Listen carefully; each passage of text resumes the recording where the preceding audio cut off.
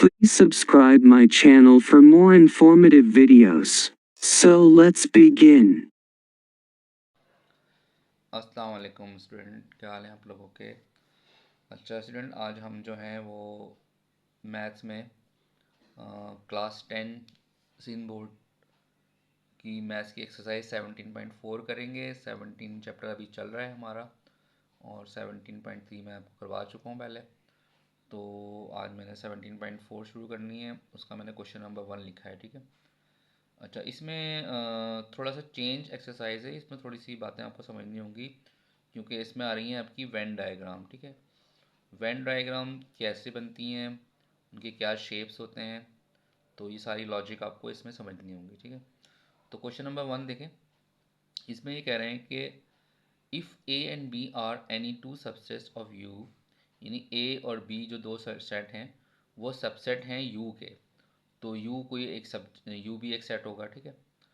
Then draw Venn diagram in general.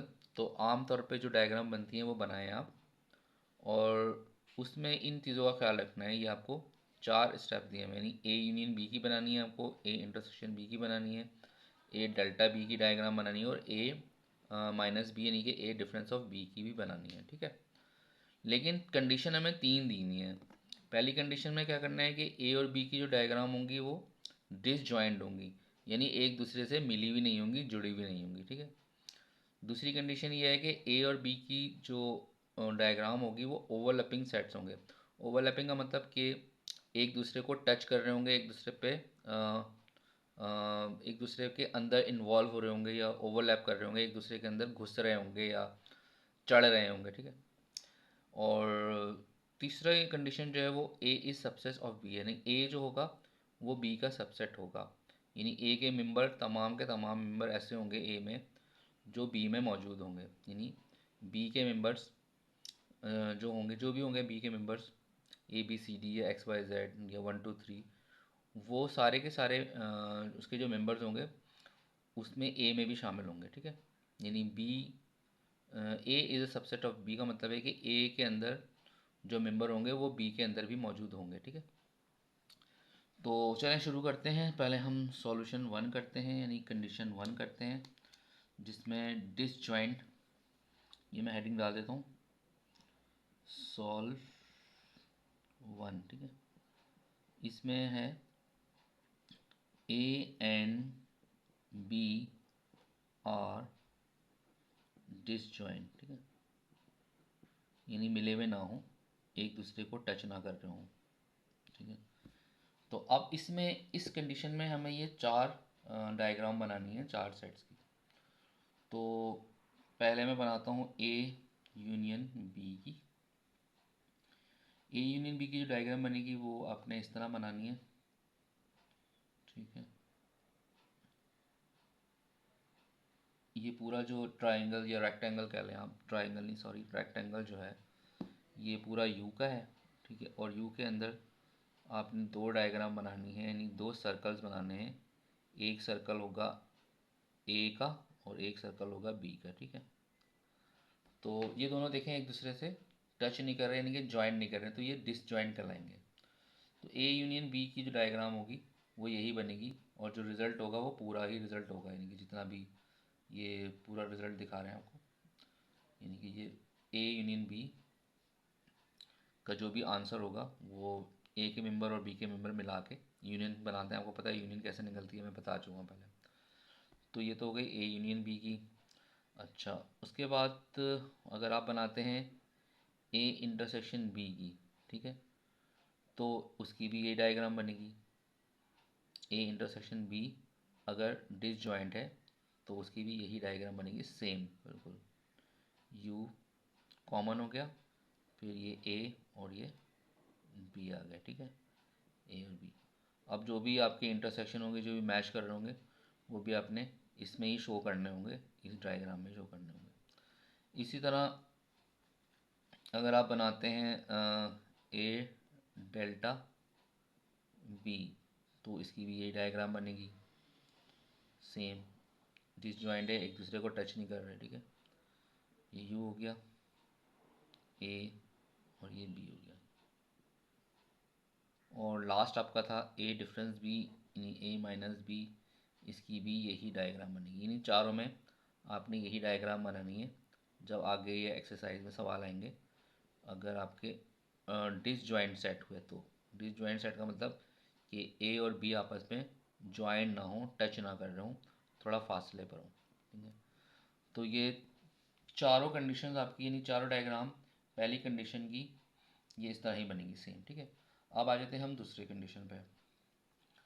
दूसरी condition है हमारी, नाम लिख देता हूँ सॉल्व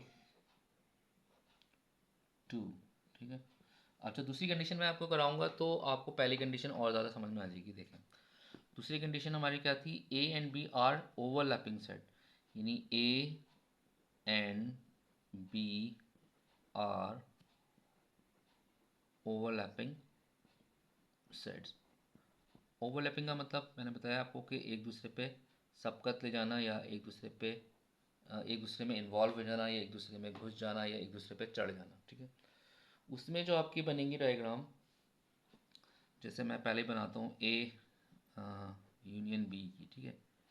ए यूनियन बी की मैंने बनाई तो कॉमन जो रेक्टेंगल है वो तो आपका कॉमन ऐसे ही बन जाएगा। ये देखें, ये बन गया कॉमन, ठीक है। ये नज़र आ रहा होगा आप लोगों को। अब आपने क्या करना है इसमें कि ये तो यू हो गया जो रेक्टेंगल है, लेकिन जो इसमें सर्कल बनाने हैं आपने वो एक दूसरे को ओवरलैप कर रहे होंगे। देखें, ये ओवरलैप कर रहे हैं, इस तरह बनेंगे, एक दूसरे पे चढ़े हुए, एक दूसरे से बिल्कुल मिले हुए। तो ये जो बीच की जो कंडीशन आ रही है, ये यूनियन ए यूनियन बी में जो कॉमन होंगे ना, ये ए में ए के सेट और बी के सेट, ए के मेंबर्स और बी के मेंबर जो कॉमन होंगे, जो दोनों में सेम होंगे, वो यहाँ बीच में आएंगे। और जो बाकी बचेंगे ए के वो इधर आ जाएंगे, और जो बी के बचेंगे वो इधर आ जाएंगे, ठीक है। तो इसका जो रिज़ल्ट होगा वो पूरा ही रिज़ल्ट होगा, यानी ये पूरा आपको इस तरह शेड करके दिखाना होगा ए यूनियन बी में, ठीक है।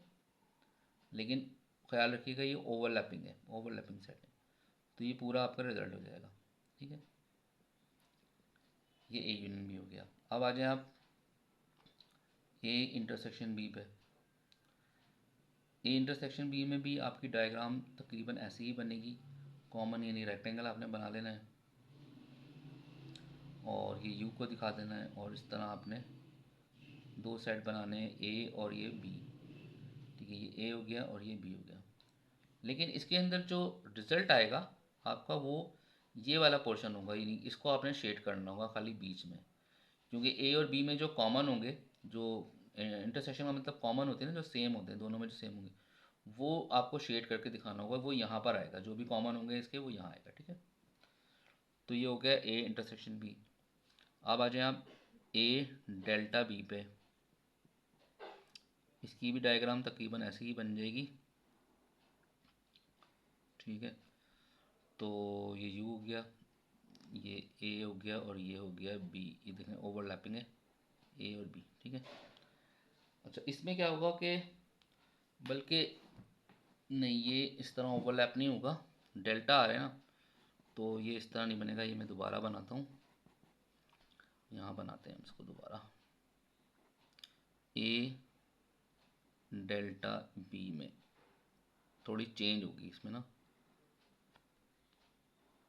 डेल्टा का मतलब कि नहीं, ए डेल्टा बी का मतलब ये होगा कि ए और बी के जो सेम मेंबर होंगे वो नहीं लेने, बाकी जो मेंबर्स होंगे वो आपने लेने होंगे, ठीक है। तो इसमें हमारा बन जाएगा डेल्टा में,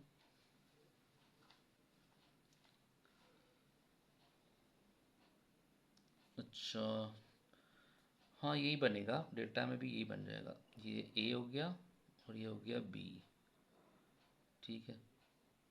तो ये ए हो गया और ये बी होगी। अब इसके अंदर जो रिज़ल्ट आएगा ना आपका, वो ये कॉमन वाला रिज़ल्ट नहीं होगा, बल्कि ये वाला रिज़ल्ट होगा, यानी कि कॉमन को आपने छोड़ देना है और शेडिड आपने ए और बी के जो बाकी जगह बच रही है उसको शेड करना होगा, यानी उस जो रिज़ल्ट आएगा वो ये आएगा। यानी ये जो बीच का पार्ट है इसको आपने छोड़ देना है, ये ऐसे ही रहेगा, और इनको शेडेड करना है, यानी कि जो भी रिज़ल्ट आएगा वो इसमें आएगा, क्योंकि कॉमन वालों को तो हमने लेना नहीं है। डेल्टा में आपको पता है कॉमन वाले नहीं लेते, जो बचते हैं कॉमन के अलावा जो बच जाते हैं ए के या बी के मेंबर वो हम लेते हैं, तो आपने इस तरह शेड कर देना है, ठीक है।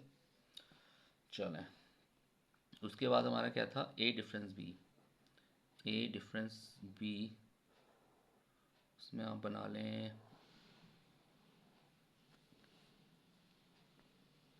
वो यू हो गया, उसके बाद ये ए हो गया और ये बी हो गया, ए और बी, ठीक है। अब आपने क्या करना है इसमें कि सिर्फ ए को शेड करना है, सिर्फ ए को, ठीक है। और ये जो कॉमन आ रहा है इसे भी छोड़ देना है और ये वाला भी छोड़ देना है। सिर्फ ए के जो बाकी बच रहे हैं वो, क्योंकि ए डिफरेंस बी का मतलब होता है ए के वो मेंबर जो बी में ना हो, तो वो आपने यहाँ शो करने होंगे, ठीक है। ये शेडेड हो जाएगा। तो स्टूडेंट आपको समझ में आ गया होगा, लेकिन अब हम आगे जो इसके सवालात आएंगे ना जब, तो आपको और ज़्यादा समझ में आएगा कि इसमें हम जब नंबर्स लिखेंगे इसके अंदर और उसको रिजल्ट से हम शो करेंगे शेड करके, तो आपको ज़्यादा समझ में आएगा, ठीक है। अभी थोड़ा सा मुश्किल लग रहा होगा आपको, लेकिन आगे जब सवाल हम करेंगे तो आसान हो जाएगा। अच्छा, इसी तरह सॉल्व 3 करते हैं। सॉल्व 3, इस सवाल में सिर्फ आपसे डायग्राम ही पूछी थी उन्होंने, तो वो हम डायग्राम ही बना रहे हैं, ठीक है। अच्छा, इसमें क्या है, A is subset of B, यानी ए जो होगा, ए के तमाम मेंबर ऐसे होंगे जो बी में भी मौजूद होंगे। A is subset of B, ठीक है। ये आपने हेडिंग डाल दी। अब हम इसके बनाते हैं। इसमें जो फिगर बनेगी वो सबसेट के हिसाब से बनेगी, यानी कि ये रेक्टेंगल तो ऐसे ही बन जाएगा जैसे आप ए यूनियन बी मालूम कर रहे हैं हम, पहले हमारी यही बनती है ना, ए यूनियन बी की। तो आपने एक फिगर बना ली ए यूनियन बी की, ठीक है। इस तरह आपने रेक्टेंगल बनाया। और अब आप जब अंदर, ये तो यू हो गया। अब आपने जब अंदर बनाने हैं फिगर इसकी, तो आपने एक बड़ा सर्कल बनाना है और एक आपने छोटा सर्कल बनाना है उसके अंदर, ठीक है। ये सबसेट की फिगर होती है। जब भी कभी सबसेट की आप फिगर बनाएं, वेन डायग्राम बनाएं, तो वो आपने ऐसे बनानी होगी, ठीक है। अब इसके अंदर ए यूनियन बी में आपने समझ लें कि जो अंदर वाला जो सर्कल है ये ए है और ऊपर वाला सर्कल जो ये बी है, ठीक है। अब आपने क्या करना है कि ए सबसेट ऑफ बी बोला था, तो ए अंदर वाला लेंगे और बी बाहर वाला। अब जब रिजल्ट आपका निकलेगा तो वो पूरा ही शेडेड हो जाएगा, ए और बी, यानी ए के अंदर वो तमाम मेंबर शामिल होंगे जो बी में भी मौजूद हैं, ठीक है। बी में थोड़े ज़्यादा मेंबर होंगे, ए में थोड़े कम होंगे, लेकिन होंगे वही ए के अंदर सारे जो बी में मौजूद हैं, ठीक है। ये आपका ए यूनियन बी की आपने डायग्राम इस तरह बनानी होगी अगर ए सबसेट ऑफ बी का, ठीक है। अब आ जाए, हमारे पास क्या था, ए इंटरसेक्शन बी, दूसरा जो सवाल था उसमें हमने कैसे बनाना है, सेम इसी तरह डायग्राम बनानी है अपने, क्योंकि सबसेट की चल रही है ना। अब आपने इसमें क्या करना है कि एक आपने बड़ा सर्कल बनाना है और उसके अंदर एक आपने छोटा बनाना है, ठीक है। तो छोटा वाला ए होगा और बड़ा वाला बी होगा, क्योंकि ए सबसेट है बी का, ठीक है। ये आपका यू हो गया। लेकिन इसका जो रिज़ल्ट निकलेगा ना, वो सिर्फ अंदर वाला होगा ये, क्योंकि ये इंटरसेक्शन है। इंटरसेक्शन का मतलब सेम, यानी ए और बी के जो सेम मेंबर होंगे वो यहाँ पर आ जाएंगे और ये सबसेट भी होगा, ठीक है। ये आपका बन गया ए और बी का सबसेट, यानी ए इंटरसेक्शन बी की डायग्राम, ठीक है। इस तरह बनेगी।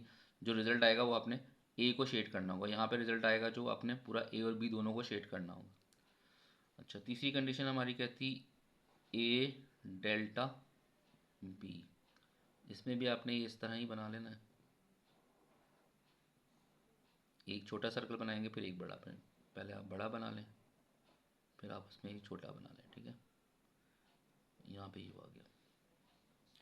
अच्छा, डेल्टा में जो रिज़ल्ट आएगा वो ए का नहीं आएगा, यानी एक ए डायग्राम का नहीं आएगा, बल्कि बी डायग्राम का आएगा। तो आपने बी को शेड करना होगा, सिर्फ बी को शेड करना होगा, ठीक है। क्योंकि इसमें ये होगा कि ए और बी के जो कॉमन होंगे वो आपने नहीं लेने, बाकी जो बच जाएंगे वो आपने लेने होंगे डेल्टा में, ठीक है। और अब लास्ट हमारा है ए माइनस बी, यानी ए और बी का डिफरेंस। इसमें हमने लेने होते हैं ए के मेंबर्स जो बी में ना हो, ठीक है। तो बड़ा सर्कल आ गया, फिर ये छोटा सर्कल आ गया, ये ए सर्कल है, ये बी सर्कल है, ये यू है, ठीक है। रेक्टेंगल जो है वो यू है। इसका जो रिज़ल्ट आएगा आपका वो ए और बी का डिफरेंस, तो ज़ाहिर सी बात है इसमें सबसेट भी होंगे तो कोई डिफरेंस ही नहीं होगा, तो ये पूरा ही रिज़ल्ट होगा, यानी कोई शेडेड शेडेड पार्ट नहीं होगा, इसका कोई भी पार्ट शेडेड नहीं होगा, ठीक है। तो ये देख लें आप, ये फिगर आपने बना दी है, चारों कंडीशंस की फिगर हैं और चार सवालों की फिगर है, ए यूनियन बी की, ए इंटरसेक्शन बी की, ए डेल्टा बी की और ए माइनस बी की, ठीक है। चार चार फिगर्स बना दिए और तीन कंडीशन दी, तो ये पहली कंडीशन आ गई, दूसरी कंडीशन आ गई, तीसरी कंडीशन आ गई, ठीक है। स्टूडेंट आपको समझ में आ गया होगा वैसे, इतना ज़्यादा मुश्किल नहीं है, लेकिन अब हम आगे जब सवाल करेंगे तो और ज़्यादा समझ में आ जाएगा। तो फिर ज़्यादा दीजिए नेक्स्ट क्वेश्चन के लिए, इंशाल्लाह नेक्स्ट क्वेश्चन में मिलेंगे नेक्स्ट वीडियो के साथ। अल्लाह हाफ़िज़।